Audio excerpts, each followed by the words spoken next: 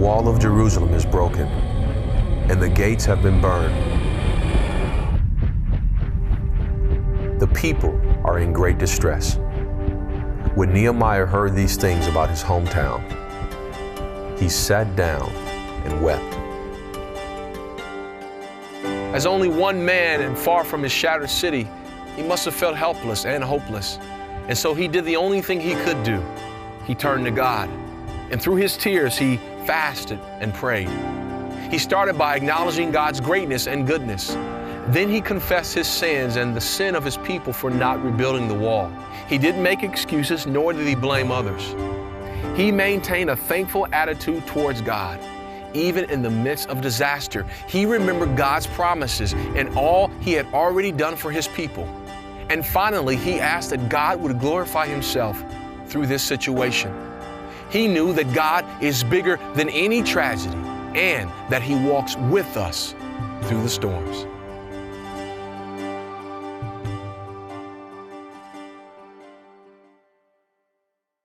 Thank you. As we were watching this, of course, that was Katrina. But you know what? That was just the start, wasn't it?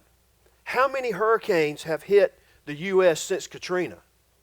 A bunch. It seems like they're always coming. You know, it was Hurricane Sandy. And then the one that just hit New Orleans again. It's just one after another, one after another. But you know what? I want you to think about this. What kind of hurricanes are hitting your life? Guys, the storms that's hitting your life are just as devastating emotionally, spiritually, physically, relationally as a 160-mile-an-hour wind pouring into New Orleans. The things that you think are going to keep you safe, the things that you think are going to keep you secure, the things that are designed to give you safety, guys, are just getting blown down left and right. Left and right. So we're looking at Nehemiah. And we're going to be in this for about 10 weeks, so I hope you're just going to enjoy this. A lot of you have read Nehemiah 1 and 2. That's where we are today. And I want to encourage you to read ahead at home. Okay, read ahead. Get this stuff under your belt at home before you come in here so that we can talk. But you know what? Caring is risky business, isn't it? If you choose to care for somebody, let's just talk. What are some of the things you risk when you choose to care for somebody? Come on. Time. What? Trust. What else? Disappointment. What else? Getting hurt. Disappointment again. Yeah. Okay. So see, when you care for somebody, guys, you're opening yourself up. But does that mean we don't do it? No. Nehemiah was a man who cared enough, in spite of everything, to risk everything, literally his life, because of what he cared about. So my question to us, sort of overarching question this morning is, what is it you care enough about to lose your life for?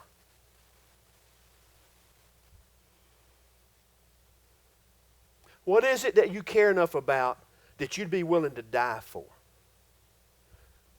Not much, huh? Most of you would say, well, my kids, my grandkids. You know, I agree with you on that.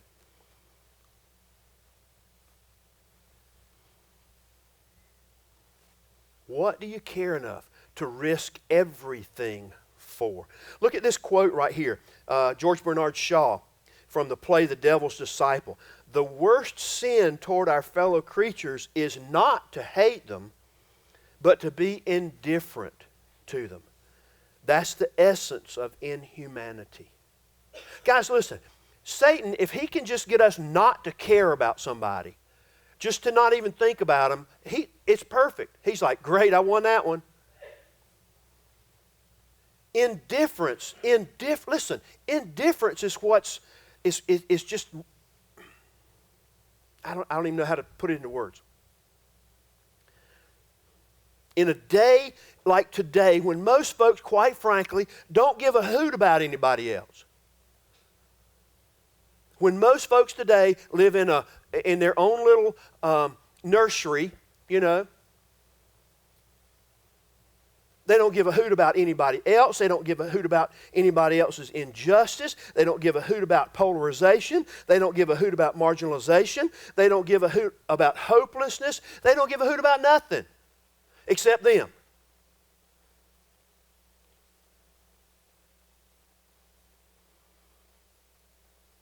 In a day like that, folks, listen, we desperately need to learn from Nehemiah. Do you believe that God's Word is as applicable today as it was when Nehemiah wrote this? If you don't, you're in the wrong place. Well, no, you're in the right place because we're going to try to help you learn that. Listen, this is God's Word. Nehemiah didn't sit down with a cigar and a glass of wine and go, oh, I think I'm going to write a novel. He's not John Grisham. He's not James Patterson. He's Nehemiah, prophet of God. And these words came to him powered by the Holy Spirit, written out by his pen, and this is God's Word. Folks, we said this before. A lot of times in ancient Israel, the keeper of the scroll would actually unroll the scroll. And when he would unroll it, he would take it and he would roll it out like this, and he would walk up and down the aisles showing people that God's Word was on that page and that God's Word was living. And some of those people would actually go up and take their hand and they would touch it, or they would kiss their lips and they would touch it. Guys, we throw it on the table.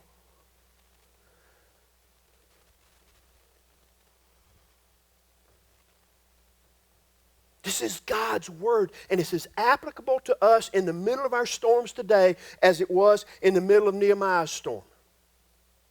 So let's jump into this thing.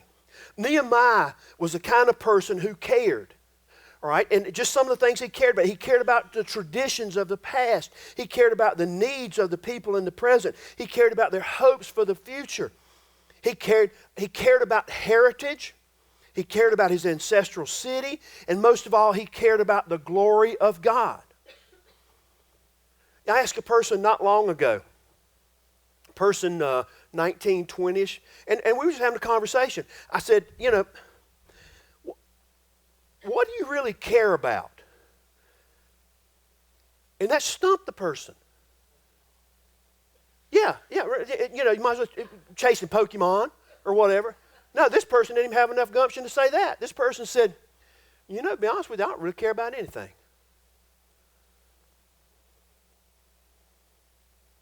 You know, and we go, oh. But you know what? There's people sitting in churches everywhere today who by their demeanor and by their attitudes are showing that exact same thing to the world. We don't care about you. You ain't one of us. You didn't join our club. You know. We joined God's country club. We just want to get the green blazer.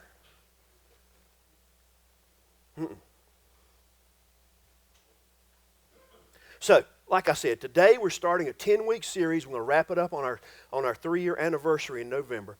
It's called Risky Business. And as we've already said, guys, it's risky to care. It's risky to care. Now, like I said, this is not going to be a verse-by-verse Bible study, okay, like we've done with some of our books. This is going to be more of a survey. We'd call this a survey. But what you need to do is you need to have your Bibles and read along with us. Read ahead and then have your Bible with you in here. So we're going to read all the Scripture, but we're just going to stop along the way and unpack some of those verses. So you'll want to bring your Bibles, and if you got them, go ahead and open them up or turn them on or whatever you need to do, and let's jump into this thing, okay? Nehemiah's Old Testament, all right? So, and just from historical background, in the first part of Nehemiah, and this is the case in most Jewish literature, the writer assumes that you know a lot about what happened before this. Okay, so they don't go back and fill you in on everything. They just kind of start right from square one and move on. All right, but we don't know that. We're not really good about that a lot of times. So, just in case our knowledge of Old Testament history is not like what it should be today, there's some important things we need to look at. So, first of all is this: 5 important background facts before we even get to the first verse. Over the course of history, Israel has been divided into 2 nations. This used to be Israel. That was the promised land, so to speak. Okay? Now, The northern kingdom, the king of Israel, and the southern kingdom, the king of Judah. All right, so that's where getting us up to the point. All right, and then in 587 BC, the southern, flip that back one time. Yeah, there we go. In 587 BC, the kingdom of Judah was conquered by Babylon. And when they did, Babylon took most of the people out of Jerusalem and out of the major cities and sent them into exile. Exile means you ain't coming back. You can't come through here no more. Okay? And as far away as they could get them. So the southern kingdom fell to Babylon, and then about 40 years later, in 539 BC, Babylon itself got conquered by Persia. Now go to that next slide, Kathleen. And so Persia is over here. All right? And there's Jerusalem, and Jerusalem is in the upper part of the southern kingdom there. So this is the Babylonian Empire. This is Iran, Iraq, all that kind of stuff, today. So this is where they were sent, way over here. And when the first verse, it talks about Susa, not John Phillips, dun, dun, dun, dun, dun, dun, dun, dun, dun, dun, but Susa, the city. The city is the winter king's palace in that city. Okay, so that's where he would go to winter. And under these Persian kings, now, these lines going back over there, under these Persian kings, they allowed some of the Jerusalem people to go back to Jerusalem, even though they had been cast into exile. Some of them let them go back. So the first one was in 538 BC. Then about 60 years later, Ezra, who's the book right before Nehemiah, took another crew back. The third crew going back is Nehemiah. All right, you with me? So he's on the third wave of refugees coming home. Now, this may throw you off, and some of you may argue with me about this, but I think it's true, and I think there's scriptural basis for it. Nehemiah had never been to Jerusalem. Most of us think he lived in Jerusalem, ate barbecue there, all this kind of stuff, loved it, went to Kmart, Walmart, all that kind of stuff, hung out, went to school, Jerusalem High School. No, he ain't ever even been to Jerusalem. He was part of the remnant that left long ago. And, his whole family was long ago. So he grew up in exile. Keep that in mind because that's very important, folks. Everything he's talking about is a place he ain't never even seen before. Okay? So, now, and just in case you're wondering, as we get into this thing, it talks about the month that this happened in, and the Hebrew calendar, just in case you want to add this to your day timer or your Google calendar, whatever, the Hebrew month of Kislev kind of is mid-November to mid-December on our calendar. So this is around Thanksgiving-ish in our calendar time, okay? That's what we're talking about here. So in the very first chapter, we're going to find Nehemiah cared enough to risk. And let's look at what he cared about. We're going to blow through this thing, so hang on, strap yourself in, because here we go. All right? First of all, Nehemiah cared enough to ask. All right? I'm going to start reading at verse 1, and then every now and again, one of the things will come up on the screen there for you. But let's jump in. Read along with me if you've got yours. I'm reading from the New Century Version because I understand that better because I'm not real smart. These are the words of Nehemiah, son of Hachaliah. I tried to practice saying that, but it didn't work. Okay. So in the month of Kislev, in the 20th year, I, Nehemiah, was in the capital city of Susa. One of my brothers named Hananiah came with some other men from Judah. I asked him about Jerusalem and the Jewish people who lived through the captivity. Now listen carefully. They answered me, those who were left from the captivity are back in Judah, but they are in much trouble and in full of shame. The wall around Jerusalem is broken down and its gates have been burned. Guys, some people prefer not to really know because information sometimes leads to obligation. I asked a lady one time, I said, how you doing? She's a sweet senior adult. I said, how you doing? Lord have mercy. She went into this organ recital. Every part of her body was falling apart. I mean, told me about stuff I didn't even want to know and I couldn't spell and I didn't know where it was on your body, but she did, and she was telling me it had a problem. And in my mind, I'm thinking, I don't want to know this. I was just being polite. I got a hamburger waiting. I'm just waiting on my hamburger, I didn't want to know all that. You know? But that's the way we are in it. How you doing? You know, all we want to hear is fine. You know, we don't want to say, I'm not really fine at all. Because if you find that out, then you got to do something. Right? So Nehemiah was one of those people that didn't care. He asked about Jerusalem and the Jews living there because he knew God's promises. In other words, he knew and stood on the truths in God's Word. He knew God's promises, and he wanted to know. So, when we truly care about somebody, you really want the facts, no matter how painful they're going to be. You really want to jump in, all right? Now, to be honest with you, we don't think much about city walls anymore because most of our cities don't have walls. We've replaced that with individual walls. Somebody tweet that. You don't have to spend a lot of money building a wall around a city because we're great enough about building them around our heart by ourselves. So, to Nehemiah, when he said the city walls were torn down, you know, he hears the sad state they were in. It's just like Goody talking about on that thing there when the guy sees his hometown destroyed by the hurricane. He drops everything. He said, and I'm speechless. I don't know what to do. My heart is broken. My heart is broken. But in actuality, back then, listen, a city's walls were more important than the city's army. You know, the city walls kept out what was supposed to be on the outside. And if you didn't have a city wall, then whatever was on the outside could come in, and it would come in. You were at the mercy of anything outside those walls. Right? So what he heard about Jerusalem, which was the city of God at that time. He heard about Jerusalem and the refugees going back home, and they couldn't even control their own affairs. Instead of finding this great land flowing with milk and honey, all they found was just a remnant of people there, and they were struggling to survive. They couldn't even survive. So instead of this magnificent city, Jerusalem was just totally in ruins, and where there had been great glory, there was nothing but just great reproach. In other words, it was just,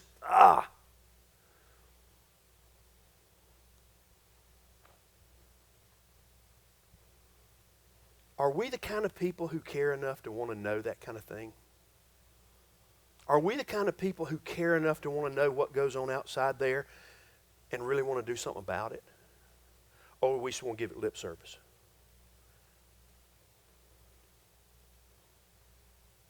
So he cared enough to ask. We should care enough to ask. Look at the second thing. He cared enough to cry. This is one of my favorite verses in Scripture. Nehemiah 1:4. He says, when I heard these things, I sat down and I cried. In other words, I wept. I mean, he was blowing, he was going at it. Filling up tissue box after tissue box on his face. I cried for several days. I sat down and ate nothing. In other words, he fasted. And I prayed to the God of heaven. Like we said last week, guys, desperate times call for desperate prayer. This is a prayer of desperation we're getting ready to hear here. Okay? And you know, what makes people laugh and what makes them cry really sometimes is an indication of their character, isn't it? Nehemiah, I want you to see Nehemiah as a type of Jesus, because Nehemiah, just like Jesus, personally took on the burdens of the people he cared about. It's not just he just wrote them down in his prayer journal and went on. He personally wore those, okay? So I want you to think about this. Listen, when God puts a burden on your heart, don't try to run from it. Don't try to escape it. Don't try to cover it up. Because if you do, chances are real good you're going to miss the blessing God has for you through that burden. You hear what I said? The blessing God has,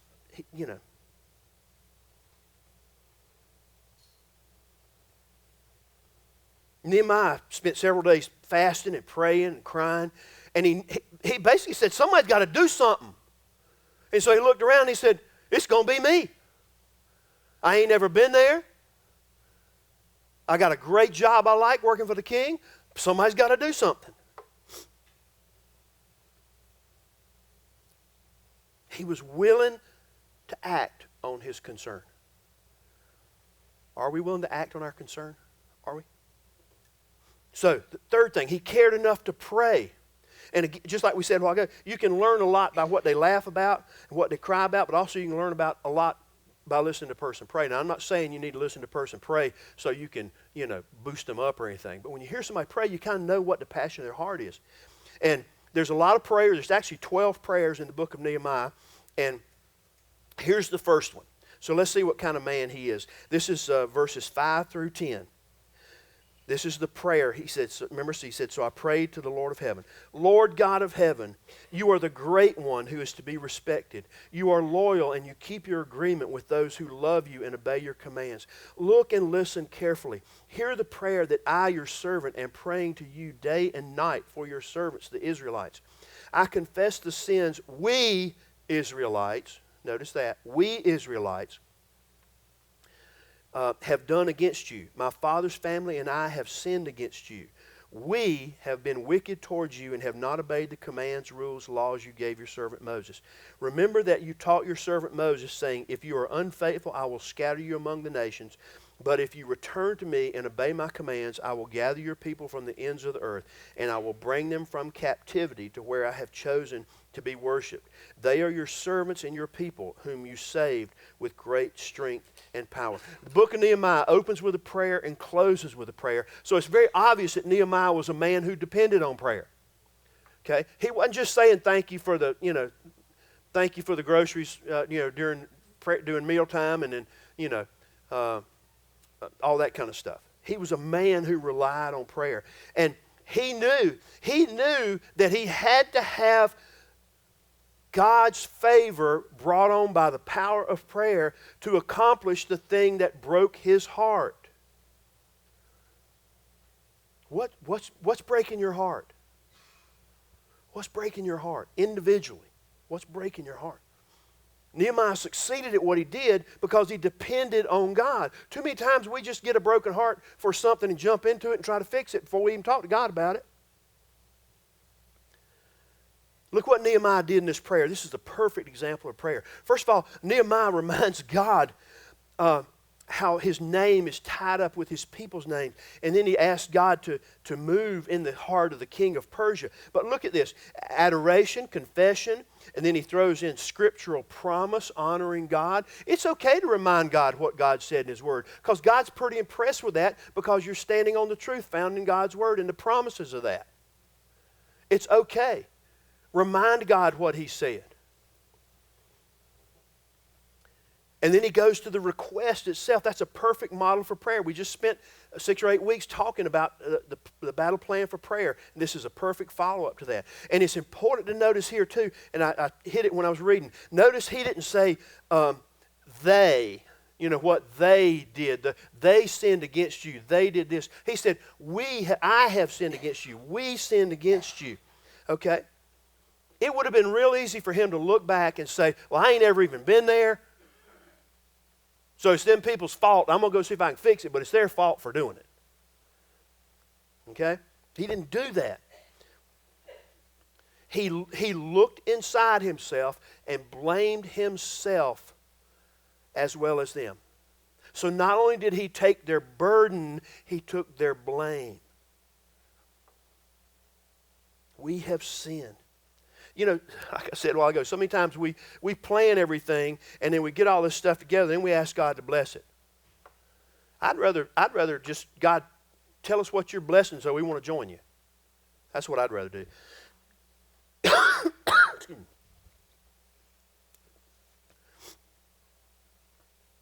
Nehemiah didn't do that. Here's what he did. He sat down and he cried. He knelt down and he prayed. Then he stood up and he did something. Great line in the movie, Their Finest Hours, about the rescue of the off the coast of Massachusetts, I guess it is, when the ship broke apart back in 1954. And these men are all realized they're in the back half of a ship that's still floating, that's going to go down soon. And so they're all standing around praying, and they're praying there, and one of the old gruff guys says, what are we going to do now? And this guy says, we're praying. And the old gruff guy says, praying's great, but sometimes you just got to get up and do something. And they looked at each other like, right? That's true. You know, sometimes we just want to sit around and pray, and God's saying it's time to get up and do something. Your ship broke in half, and if you don't do something, we're going down. He stood up and he did something, okay? Look what he did. He cared enough to volunteer. He cared enough to serve. I'm going to say that again. He cared enough to serve. He cared enough to serve. Not tennis serve or badminton serve or racquetball serve. Okay? To serve other people. He cared enough to serve. Listen, you can learn a lot from somebody about what they're willing to do when they're scared to death. And you're going to find out why he's scared here. As we read this next passage, I can just picture Nehemiah just sweaty palmed and shaking in his boots as he goes to talk to his boss, who happens to be the king. He prays a little bit before he does. Look at verse 11. Lord, listen carefully to the prayer of your servant and the prayers of your servants who love to honor you. Give me your servant success today. Allow this king to show kindness to me. I was the one who served wine to the king. Nehemiah was not one of those guys in the restaurant that had like a white thing on his arm and came around and let you sniff some wine and all that kind of stuff. I don't know anything about that stuff, but some of you, let you smell it. Okay? Yeah, okay? Back when I was growing up, all you wanted to do was crack the top on an MD 2020 and smell it as it went down. What? Preacher didn't say that. Don't y'all look at me lying like you don't know what I'm talking about. Yeah, yes you do. You do too. Don't you even tell me that. He was the cupbearer for Artaxerxes Longimanus, okay, who would rule Persia. He was the king of Persia from 464 to 423 BC. Now, here's the importance of this. In that day, the number one method of assassination was poisoning. So any smart king would say, I'm going to hire a refugee to come in, choose my bottle of wine, and drink it, some of it in front of me, so I can see if they're still standing when they finish swallowing or not. And that was his job. Nehemiah's job was to select the wine for the king, drink it so that if it was poisoned, he would die and the king wouldn't. You've got to keep that in your mind there, okay? So, that was Nehemiah's job. But the important thing is, and don't you love the way God's sovereignty moves stuff around? God knew that his people were going to need saving, and so he put Nehemiah in a place where he could ask the king for favor to go save his people. Okay? So it's just, Nehemiah goes, and it's the king's favor on Nehemiah that he prayed for and that he gets. Okay? Now here's what you got to understand. While Nehemiah was praying, his burden for Jerusalem got bigger, but his vision got clearer. Folks, that's the way it is when you start praying real prayers. Your burden gets bigger and your vision gets clearer. Holy Spirit starts telling you what needs to be done and lining up all the players. I found a great quote. Real prayer keeps your heart and your head in balance so your burden doesn't make you become impatient to run ahead of God and ruin everything. That's me. I'm just going to tell you. You know, God tell me to do something, I'm going to just barrel on through. And then God's like, wait, whoa. You know, don't.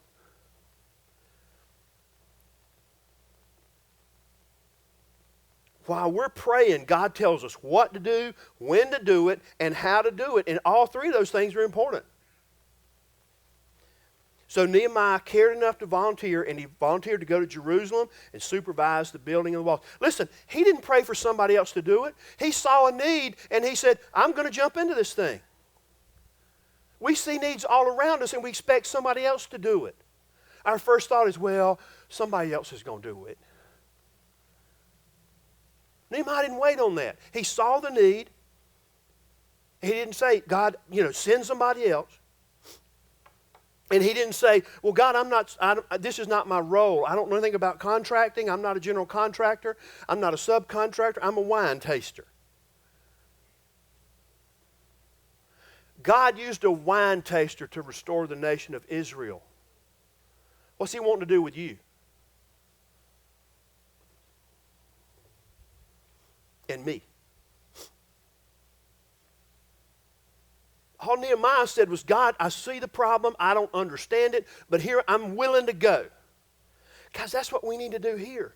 We need to say, I don't understand it. I see the problem. I'm not really equipped to do this, but I'm willing. I'm willing.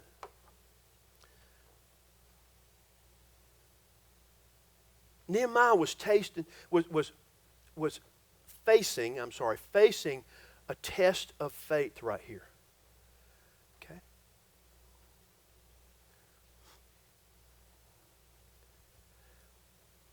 He knew God was a great God. He knew God would see him through. And all he said was, God, if you're God and I believe you, I'm in.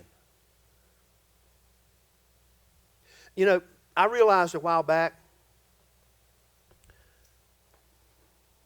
that I might be the very answer to the prayer I was praying for somebody. I'd be praying for people, and then I realized God was saying, you're the answer to that prayer. You're the one that's going to answer that prayer. Nehemiah was praying, and God showed him, Nehemiah, you're the answer. You're the one, we're going to run with this thing. So here's my question. What are you praying for others, and what's it going to take for you to realize you might be the answer you've been praying for?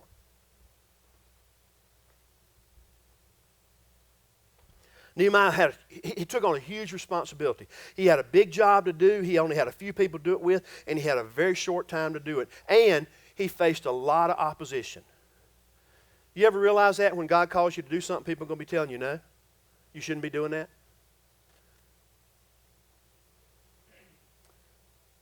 But with the help of God, he did it. He did it in 52 days. 52 days, he completely rebuilt the wall around the city of Jerusalem and the gates. Didn't know nothing about it. He's a wine taster. Okay? The walls were rebuilt, the gates restored, and the people were celebrating. And what it started with was a guy who cared. Nehemiah cared. And God, listen, God is still looking for people who care. God is looking in this room for people who care, who are willing to say, I don't know anything about it, but I know you're God and I trust you, so I'm willing. I'm willing.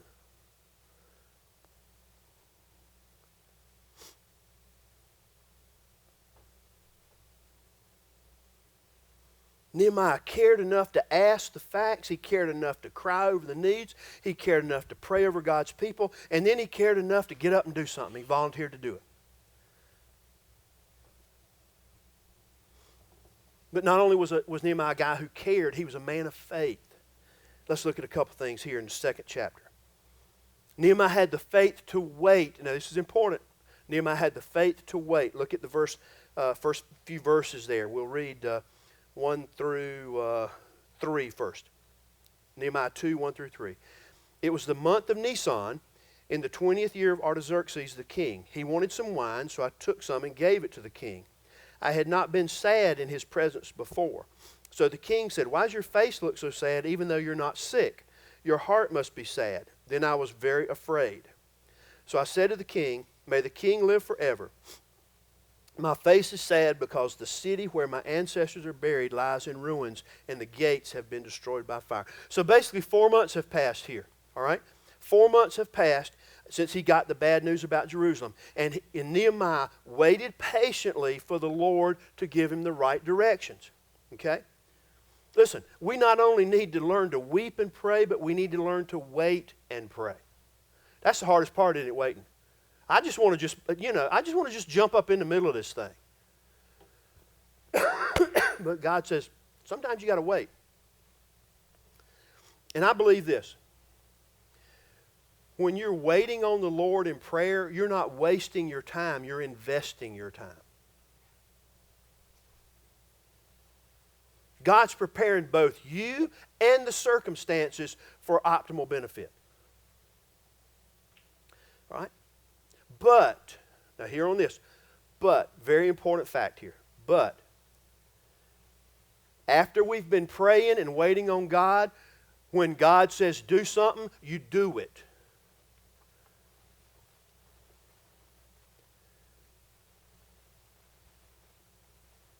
Now, I asked a lady one time in another church I served if she wanted to serve in the college ministry. She said, well, let me pray about it. 18 months later, she was still praying about it. I'm like, it don't work that way. You know, it's not that, it's not that hard. It's not rocket science. You know, some people use prayer as an excuse. What? Some people use prayer as an excuse. I'm still praying about it. Like my man on my boat said that's a great scene in that movie, by the way. Great scene, Disney movie.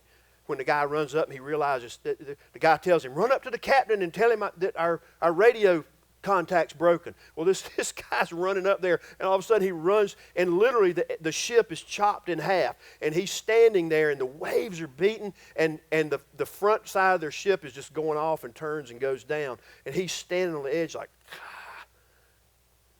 And he runs back and tells them the first thing they do is pray, and then my great guy, who's just as rough as a corn cob, says, praying's great, but sometimes we got to do something.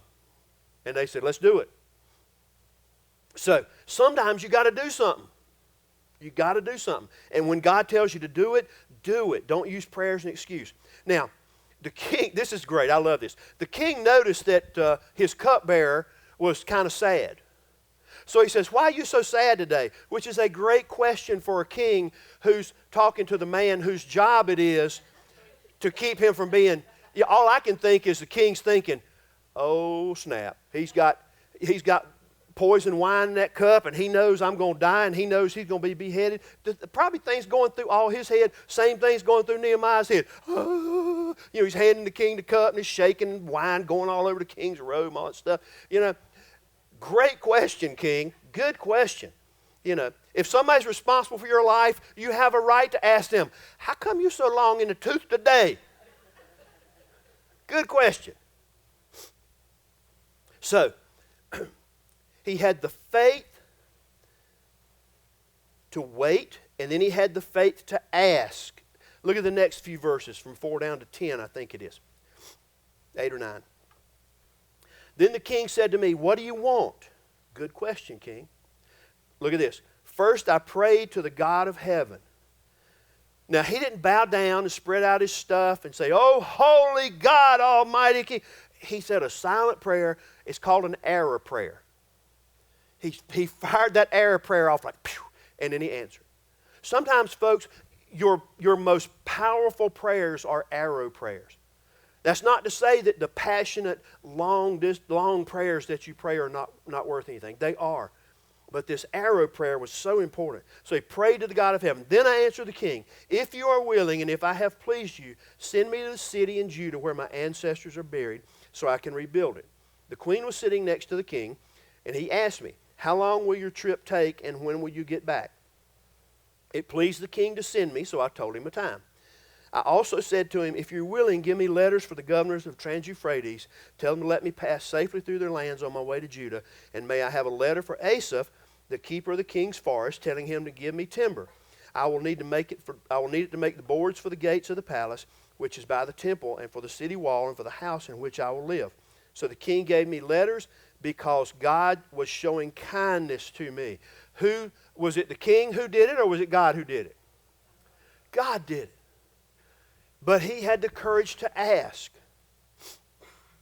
So the king says, what do you want? Boom. Open the floodgates. Because once the king says that to him, all the resources of the kingdom are available to Nehemiah. When God says, what do you want? He is saying all the power and the resources of the kingdom of God are available to you.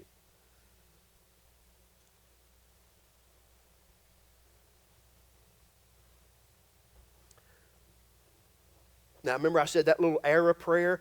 But here's the thing I want you to understand. His little arrow prayer, then I prayed to the God of heaven, that little 10-second arrow prayer was preceded by 4 months of prayer and fasting. That's why it was an important prayer. All right? So Nehemiah was really a man of prayer and courage and faith and action. And here's the important thing I want you to understand as we try to figure out how this makes a difference in our life. Not only had he prayed about this opportunity, he had planned for this opportunity. He had his answer ready. Look what he says. He says, he knew it. He'd done his homework. King says, what do you need? He said, well, I need X number of board foot. I need 37 camels. I need 12 18-wheeler camels. I need, a bunch of roadies. He had it all figured out. And he just laid it out. He said, I need some letters of introduction that's going to guarantee me safe travel. I need some letters of authority that's going to give me the building materials that I need. He even had done his homework, like I said, and knew the keeper of the king's forest over there. And then the king gave him what he wanted, but like I said, it was the good hand of God that made it happen. So let's keep going. Then I went to the governor of Trans-Euphrates, gave him the king's letters. The king had also sent army officers and soldiers on horses with me. When Sanballat the Horonite and Tobiah the Ammonite officer heard this, they were upset that someone had come to help the Israelites. Isn't that right? Isn't that the way it is? When God's got something going, there's always some stinking thinking people around. Isn't it? Well, you can't do that. You ain't going to use that building. That building ain't good for nothing. You're never going to do that. No, you never. You can't do that.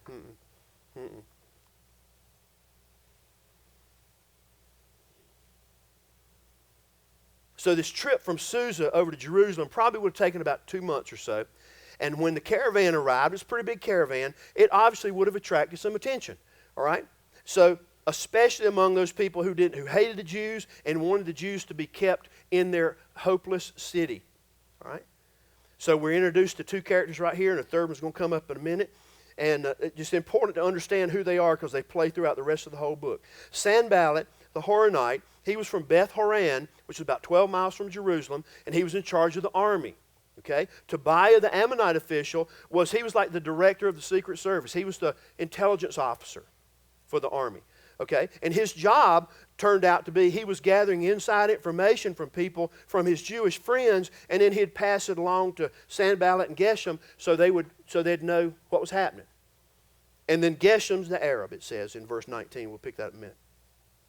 I think it's interesting to think that these people are still enemies of Israel today.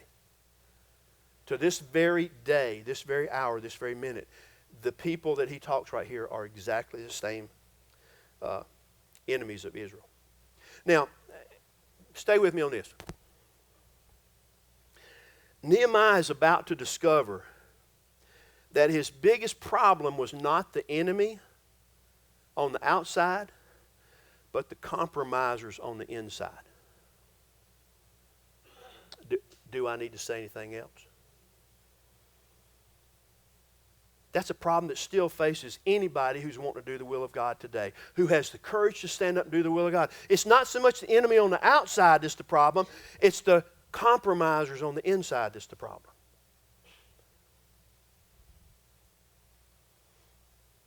Then finally, he had the faith to challenge other people. Let's look at these last verses. I went to Jerusalem and I stayed there 3 days. Then at night I started out with a few men. I had not told anyone what God had caused me to do for Jerusalem. There were no animals with me except the one I was riding. I went out at night through the valley gate, and I rode through the dragon well and the trash gate, inspecting the walls of Jerusalem that had been broken down, the gates that had been destroyed by fire. Then I rode on toward the fountain gate and the king's pool, and there was not enough room for the animal, so I got off and I went up the valley at night, inspecting the wall. Finally, I turned and went back through the valley gate. The guards did not know where I had gone or what I was doing. I had not said anything to the Jewish people, the priests, the important men, the officers, or anybody else about the work that I would do. Okay, now, after this long 2-month trip, he was probably suffering from camel lag. And camel lag, get it? Come on, work with me. I worked on that one for 2 hours last night.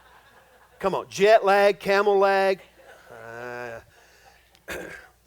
So he needed some R&R, some rest and relaxation. So he took 3 days R&R. But in the midst of that, he also kind of went out and got a lay of the land. He went out at night because he didn't want anybody to know what was going on. So, and sure enough, he found it just like his brothers told him. Everything's tore down. The gates have been burned, which is, by the way, important because the walls were mud walls and rock walls. The only actual wood structures that were in the walls were actually the gates. And if you burned the gates, it'd be just like pushing over Legos. Okay?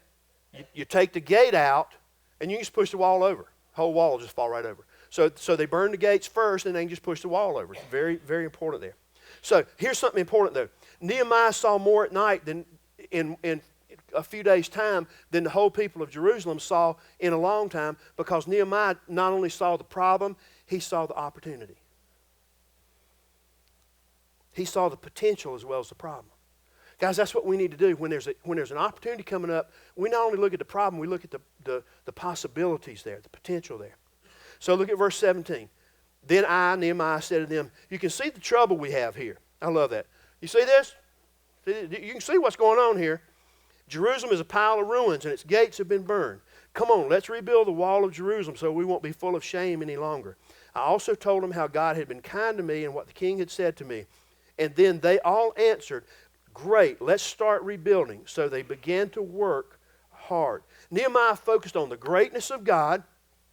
He'd only been in the city a couple of days, and he already was aligning himself with them. He didn't say y'all or anything like that. He said we, us. He didn't say you and them. And so he identified with the needs of his people. And he as a leader, he not only challenged his people to get on board, but he was able to stand up to the enemy that came back at him. This is probably one of the illustrations of church discipline. It wasn't even the church yet. Okay, look at Nehemiah 2, 19 through 20. When Sanballat, remember him, and Tobiah, remember him, and Geshem, remember him, when they heard about it, they made fun of us and laughed at us. And they said, what are you doing? Are you turning against the king? Listen, when I was at First Baptist, and I give God the glory for this, we were out of room for our student ministry. And through some insight of some folks, they purchased some of the buildings across the street. Actually, the building where, what's the name of that restaurant? Where Flipside Cafe is right now. They purchased that. And that had been a pool hall and a greasy diner, okay? The kitchen had caught on fire, and the whole roof had burned out through the top. And we bought that for the youth ministry. Ain't that great? But my friend Darrell back there, now remember this, Darrell? The floor was black and white checked. Darrell and I were on our knees scrubbing where the fire had been. Place looked like a bomb went off in it. Darrell and I were on our knees scrubbing where the fire had been. And I remember looking up, and there was a guy that worked at a finance company down the street, and he was standing. All I saw was his silhouette in the door, and he was like this.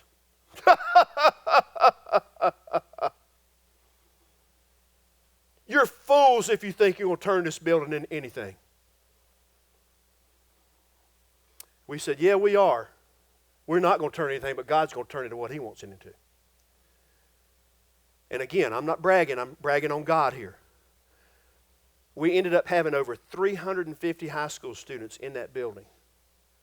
Scores of high school students getting saved and turning to God.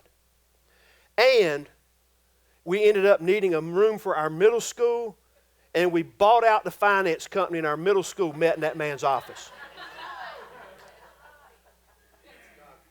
That's a God thing. And when you go into Flipside Cafe, you look at those fans. Those fans are the ones that were in there that showered sweetness down on the children of God. I'm telling you that to say God wants to do something like that in your life and in the life of Outbreak Church and in your family's life. Some of you are looking at your family and you're thinking, ain't no help for my family. And God says, there's not in your eyes, but in my eyes, there's a new family. Because when you become a believer, all things the old is gone and everything's new. Guys, stop wallowing in the junk. Stop wallowing in the grease fire and get up on the throne of God. That's what He's calling us to do. That's what He's calling us to do. So I love what He does. And I wish I had been bold enough to think of something like this to say to that guy. But I wasn't. Probably good, because in that day I probably would have added a few external words in there too, that have to be deleted, like they say now. Expletive deleted. I ain't sure what an expletive is, but it's probably bad. So, but anyway, so look what Nehemiah says. Here old Sanballat, he don't even talk about their names. He could have made fun of their names. Sanballat, Sanballat and Tobiah and Geshem. So, but he doesn't make fun of their names. He doesn't make fun of anything. He looks at them, he says, look what he says. The God of heaven will give us success. We, His servants, will start building, and you have no share, claim, or memorial in Jerusalem. In other words, shut up and get out of here. We on with business. We about God's business. So Nehemiah set them straight.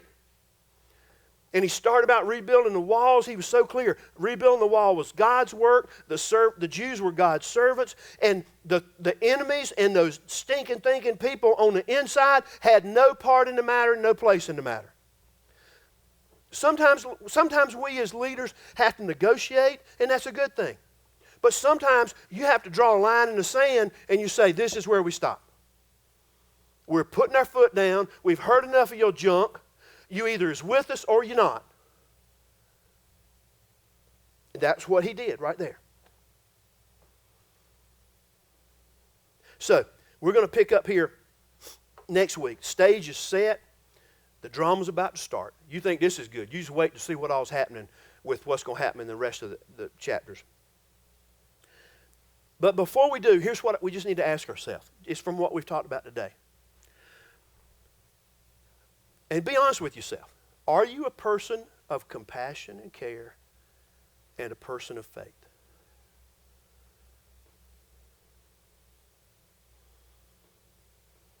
I remember when one of the biggest decisions in my life I was agonizing over and struggling over. And one of the 7 realities of experiencing God says this, that when you're trying to experience God and be where God is, you're going to experience a crisis of belief that requires faith and action. And I remember sitting there at 4:30 that morning with a cup of coffee in my hand in my house in Rock Hill, just begging God for wisdom. And I kept saying, God, you know I'm a man. You know I want to be a man of faith. You know I want to be a man of faith. You know I want to be a man of faith. And guys, one of the few times I've heard God speak to me directly, God said, Scott, you are a man of faith, but I'm looking for a man of action. I put the coffee down, went on to Columbia that day. Life never been the same since. That 4:30 in the morning was a total life changer for me and my entire family.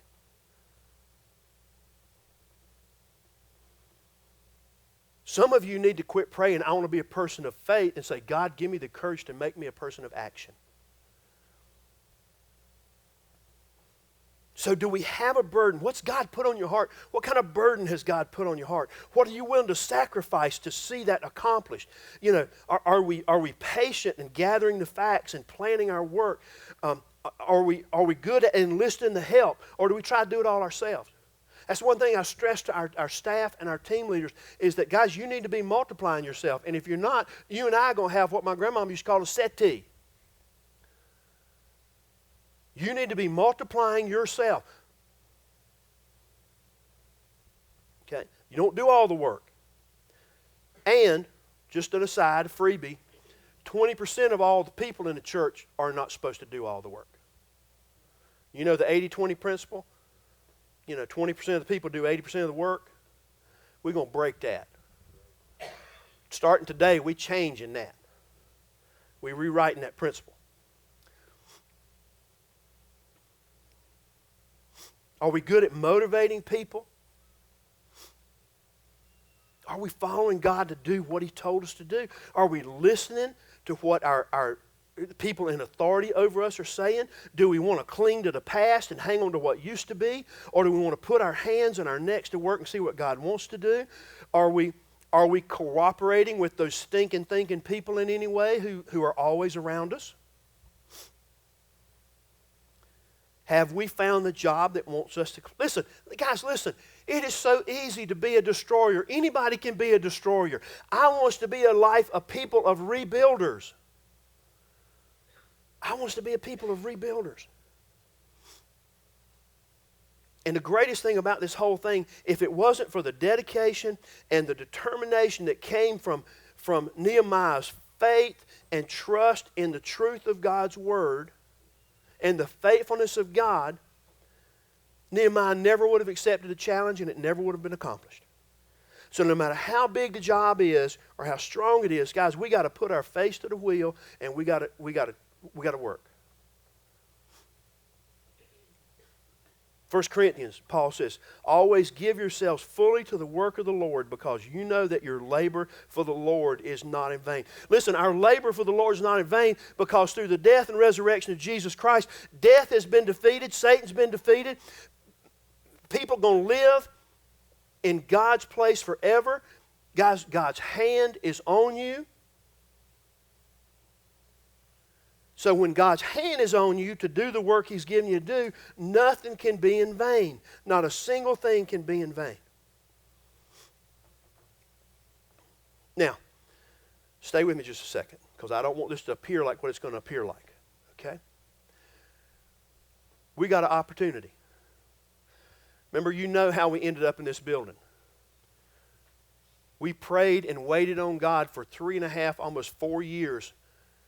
We could have busted in here and tried to do it on our own, and we could have put the whole congregation in $2 or $3 million debt, and we could have been married to our mortgage, and instead of having ministry, we would have had the mortgage, and nothing would have gotten done, and we'd have just been a happy little congregation, all, us three, us four, and no more, and we'd have been fine. But we didn't do that. Through the wisdom of Darrell and the leadership and the elders, they kept saying, let's wait, let's wait, let's wait. Let's pray, let's wait. We talked about last week how we prayed and fasted every Wednesday for 90 days. And then at the end of that time, God miraculously gave us this building. And then many of you pitched in and helped with your finances, with everything else, and you created what we have here. Okay? Well, God has blessed, guys, and we are needing to be in that room right there. There's room right there for a 450-seat sanctuary. That's all we want to be. Listen, we don't want to be a mega church. We want to be a church that hatches churches out of here. We'll talk about that in a minute. I'd rather have 2 services here and 200 churches that have launched out of here rather than 20,000 people sitting next door. Nothing wrong with that if that's what your gig is, but that's not what God's called us to do. God has provided everything, guys. I've told you before how the owner of this building on Wednesday told us, don't talk to me no more. I've got a person who's going to pay cash for that building, and I don't even want to hear y'all call me anymore. Well, Thursday night he calls us up and says, Thursday morning he calls us up and says, I don't know what's going on, but God told me in a dream last night y'all are supposed to have that building. So I've already canceled everything with them other people. Somebody meet me quick and sign something before I get out of this thing. Darrell said, I'll meet you where you want to meet you. Met him out in the country. I think he signed it on stump or log or something out there. And the guy's life has been radically changed because he recognizes he is a part of a movement of God. Guys, God is blessing. Listen, this building was up for sale for about $197,000. Is that right, Darrell? $260, okay. But before we moved in, we had to insure this place. The insurance value on this building alone, without any upfit that you see now, was $900,000, $940,000. So God already gave us $700,000 equity overnight. Okay? And I'm saying all this to get to a purpose here in a minute, okay? Stay with me. God is the one who's doing the building here. We're not. We're just foolish enough to just believe Him and act on what He tells us to do. Dare bring that up here. This is a light fixture, and you're going to think I'm lying, but I'm not. This is a light fixture that was designed for Ralph Lauren's new stores in New York City. A lot of light. Okay? Well, as fate would have it, the guy that designed this ordered, 1,000 extra, 500 extra, something like that? Ordered 400 extra. Well, I'm sure Ralph Lauren is somebody I'm supposed to know, but I don't really know who that is. But anyway, that's right, got a horse on his shirt. He's a horseman. Okay. He's an Epicurean or whatever them things are. But, okay. Anyway. So we happened to cross paths. Darrell happened to cross paths with this guy's an old friend of ours. Cross paths. Darrell was telling what God was doing. Our friend says, well, hey, I've got 400 of these fixtures that were designed for Ralph Lauren. These things are how much? This is all in-house. $400 wholesale. He says, how many of them you need? He gave us 50 of them. How much is 50 times 400? A lot. Okay? He gave them to us. We're going to put 40 in that room. We're going to put 10 in here. Okay, now I say that to say this is a God thing, folks. I'm not looking at a light fixture. I'm looking at the hand of God moving as He's trying to rebuild the walls of South Rock Hill.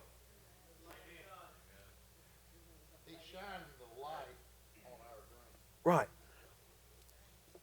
Guys, there ain't no way we could have paid for that kind of stuff. No way. That's right. Right. God said He wants to have these lights. Exactly. Exactly. The Epicurean life. Right. Yeah. All right. These were an American Dream in the store called American Dream. In New York City.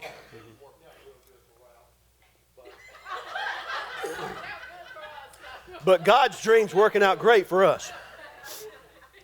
But I'm glad you went and got that. See, guys, this is what I'm telling you. God's hand is moving like crazy. We've got two options. We can either go, oh, that's great, or we can say, God, what you got for us, we ready. We may not be capable. We may not know a lot about it, but we don't have to because you're God. You know everything. And you're going to put the right people in the right place to make it work. Okay. Now, here's the thing. You're saying, well, Scott, there's plenty of room in here. Yeah, there's plenty of room in here, and here's the reason why. If you remember, about a month ago, we had standing room only in here. Well, those people didn't come back because there was standing room only in here. That's why there's empty seats in here now. We missed our opportunity on that first wave. We're not going to miss our opportunity again on the second wave. So if you haven't seen it, you're welcome to go in there when we finish. It's just a big warehouse. It's just a big open warehouse with a bunch of stuff in it right now. But we feel beyond a shadow of a doubt that God has called us to move into there, create that 450-seat sanctuary. This will be turned into a student ministry, college ministry, a coffee shop, and a cafe during the week. And we'll be having probably a daycare in the front, a Mother's Morning Out kind of daycare up in the front. But we can't do that till we get over there. Okay? So here's what I want to challenge you. And now keep in mind, guys, for those of you that have been in church for a while, you know when the preacher starts talking about a capital campaign, he's talking, oh, we only need $7 million. No, that ain't what we need at all. God can provide all He needs, but we need money, capital, cash, to do this in here. Okay? God bless us with the building. He wants us to be faithful, and He's going to do that. So here's what I want to tell you. Let's put this up there right quick. Yeah, we're getting all that together. Yeah. But here's what we need. Now, again, for those of you who have been in church, this is a very small number. Okay? We figured out that we can completely renovate this area over here for $100,000. Okay? And we are creating, we're not building a wall between ourselves, but what we're doing is using this wall as an illustration. We're laying bricks in the wall for over here. Notice too, you can't see it really good on that, but the bricks are multicolored. That's because we're desired to be a multi-ethnic church. That's what God's called us to be. All right? So, what I want to encourage you is, I want you to be thinking and praying about how God wants you to give to the building fund over and above your regular giving. Now what most folks are doing, I'm just speaking honest, we're just talking family here. What most folks do, so I'll give you all that building fund, but you don't give your monthly giving. Okay? We still got bills to pay. Okay? So your giving fund should be over and above that. Even if it's just a little. Even if it's just a little, that's great. Every person can do that. So what we want to do is, you can't really see down here, but once we start doing this, we're going to start laying bricks in this wall, and you're going to start seeing a wall rise right here. And you're going to start seeing a number come down. Okay?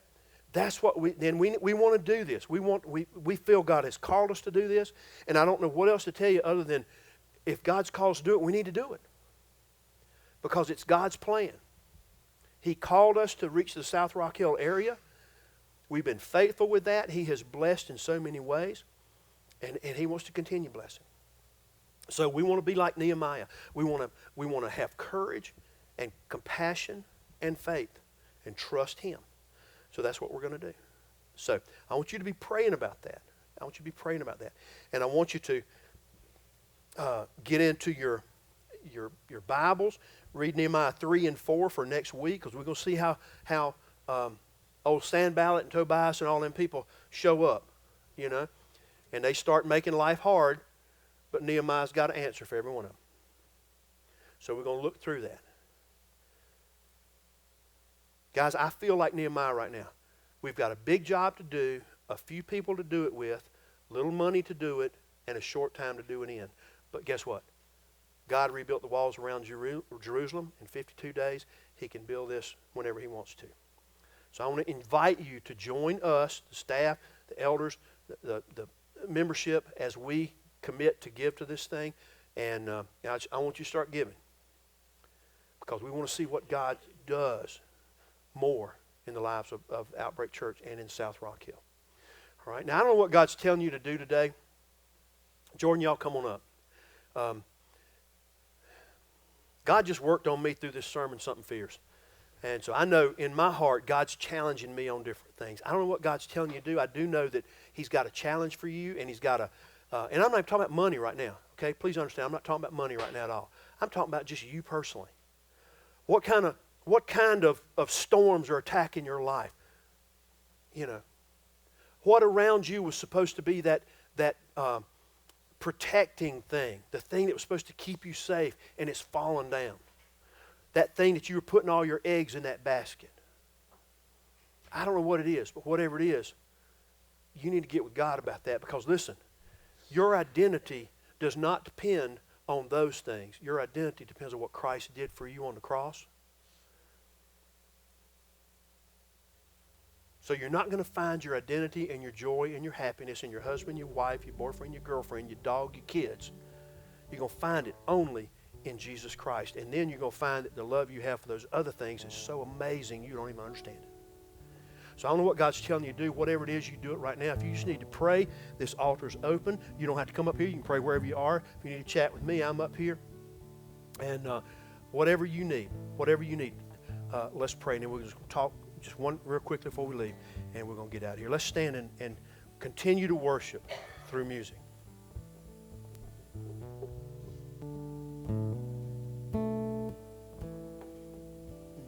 No better song I could think of than to end this day with that. Take a seat just real quickly. Won't take much more of your time. A couple of things. Just so you'll know, and you probably see it at the bottom of your bulletin sheet there. Guys, within the past 5 weeks or so, we've had 7 or 8 deaths either directly related to Outbreak Church or indirectly related to Outbreak Church. Guys, this has just been tough, very tough. So we as Outbreak Church want all of you to know who have had those deaths or who have struggled with those grief and bereavement that we love you and we're here for you. We've tried to show you that as these times come up, but guys, it's just been overwhelming. So you're in our hearts, our minds, our prayers, and if there's anything you need, just holler. And thank you for the church for rising up, the capital C church rising up and meeting those needs the way you have. We've got several folks who are having major health issues right now, major surgery issues, major things, just huge physical and grief issues going on in Outbreak Church right now. So please be in prayer for that. Please be in prayer for that. Also, just want to remind you that in our partnership with Mount Holly Elementary School, we have, I always tell them, if there's anything you need, just please let us know. And one of the special needs classes has a need for a bagless vacuum cleaner. If they could just clean up, after the kids and not have to call Stephen down there to clean up every time. So if you have a bagless vacuum cleaner you're not using, or you want it's a perfect time for you to say, oh, I want a new one, so I'll just donate my old one. Whatever you want to do. If we have a need, and so I appreciate them calling and asking about that. So if you do have something like that, please let me know, and I'll be glad to get out to that teacher out there for that. And then also, as I said a while ago, we want to be a church that plants churches, and that's been in our DNA ever since we started.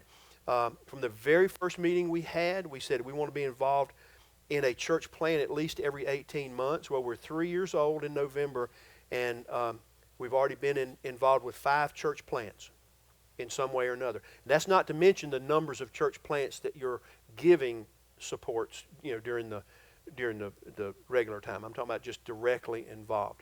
And one of the great things that I have looked forward to, kind of like a parent who, you raise your children up to teach them to stand on their own, and then as soon as they get ready to do that, you kind of want to start grabbing them back, But we've been doing that here, and we are ready in January to actually launch Faith Rising Community Church out of Outbreak Church. Faith Rising will be up in the Newport area, and Barry Chattis is the pastor of that, and Keith will be going to assist Barry in that. Several others of you have decided you want to go. And here's the thing. We want you, if God's calling you to do that, you have our blessing for that. We are not holding on to you. We are sending you because you're going to be missionaries to a whole different area. And so that's what we want. And if God's calling you to do that, just talk to us about it and let us pray with you and bless you in that. Okay? Because if God's calling you, how dare us want to keep you? So that being said, Barry he's going to be hosting a couple of information meetings. One will be here next Sunday night. What time, Barry? 6 o'clock. Here next Sunday night. We'll have some information for you in the bulletin next Sunday. And you can just come and find out about Faith Rising Community Church. And if you just want to be a prayer partner with them. One of the key things that helped Outbreak Church is that we had such passionate prayer partners. And I'm prayer partners with 5 other church plants like right now. And so if you just want to come and support them with your prayers and be a support to them, that'd be great too. But here's my thing. Guys, we're about building God's kingdom, not a church. Okay? I want you to understand that from we've talked about that forever. We're about God's kingdom and building the capital C church, the bride of Christ, not the kingdom of Scott Carroll. Okay, or not the kingdom of Barry Chattis.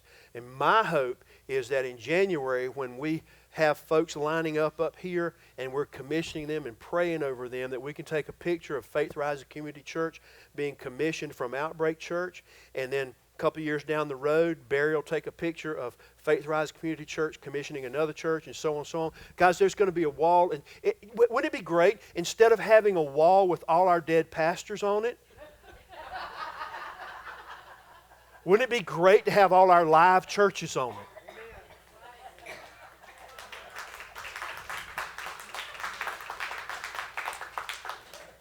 So, I can't believe I just said that. So come and discover. Be praying about what God wants you to do. Be praying about that. And if you feel called to do that, you're here because you felt called to South Rock Hill. And if some of you feel like God's calling you to the Lake Wiley, Newport area, then let's answer that call. But we want to bless you and pray for you together. So, have I missed anything? Anybody that's going to tell me after we go that you missed something? Yeah, Barry. Oh, yeah. Thank you.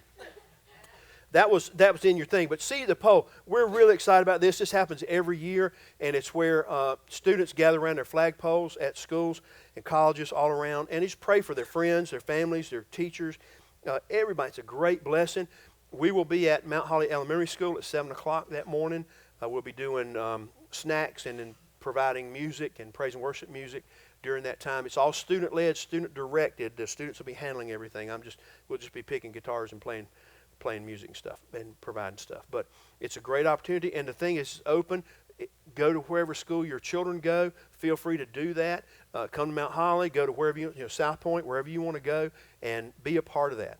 Be a part of that, because that's really, really a powerful. At South Point, it's 7 o'clock. It depends on the schools. It's usually between 7 and 7:30, 7:45. So if you just call the office at whatever school and say what time to see at the poll next Wednesday, they'll tell you. So, glad you're here. Thank you for doing that. Barry, you're going to say one thing. Yeah, just next Sunday night we're going to reveal to everyone where our meeting place is going to be. So really excited about that. I'm like sitting on pins and needles, but I just can't say anything just yet. So maybe Sunday night we'll reveal that. Awesome. So, let's pray. God, you are amazing. God, you are holy. You are righteous. God, we are your people. And God, we praise you. You're our shepherd.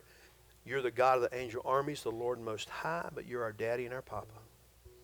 And Lord, we love you. God, thank you for what you've called Outbreak Church to do and to be. God, give us the courage to care. Give us the courage to act on faith. And give us the wherewithal to give you all the glory. God, we praise you and we love you. God, there's people in this room who have Hurricane Katrina going on right now in their lives. God, touch them in miraculous ways. Let them know that there is a Nehemiah coming to their rescue. Sent by God, commissioned by Him, and empowered by the Holy Spirit. We love you, God. In Christ's name I pray. Amen. Let's go.